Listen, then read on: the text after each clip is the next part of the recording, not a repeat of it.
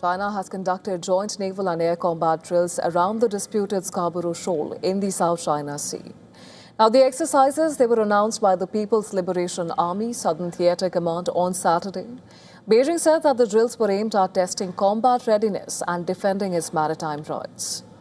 The drills took place in the waters and airspace around Scarborough Shoal, known as Huangyan Dao in China, and Bajo de Masinloc in the Philippines. The Philippines, the reef lies about 220 kilometers off the Philippine island of Luzon. China said that the exercises were a response to actions by certain countries that it claimed were undermining regional peace and stability. Beijing did not name any country, but the shoal is also claimed by the Philippines, Vietnam, Malaysia, Brunei and Taiwan. The dispute over Scarborough Shoal has been brewing for years. China has controlled access to the area since a 2-month standoff with the Philippines in 2012. The reef lies inside the Philippines' exclusive economic zone. In 2016, an international tribunal in The Hague ruled that China's expansive claims in the South China Sea, they had no legal basis.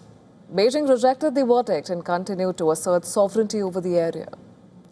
Meanwhile, China has announced new rules for the Huangyan Island National Nature Reserve. The regulations ban unauthorized fishing, mining and coral extraction. China said violators would be held legally accountable. China also mentioned that these measures are meant to protect the marine ecosystem. However, some argue that such regulations are to strengthen Beijing's administrative control over the disputed territory. The Scarborough Shoal is considered strategic because it sits along a major global shipping route. The waters around the reef are also rich in fish stocks and potential energy resources. Control of the area carries both economic and security significance. So the latest drills, they come amid heightened rising tensions between China and the Philippines. Manila has expanded security ties with the United States in recent years, while encounters between Chinese and Philippine vessels have become more frequent in the South China Sea.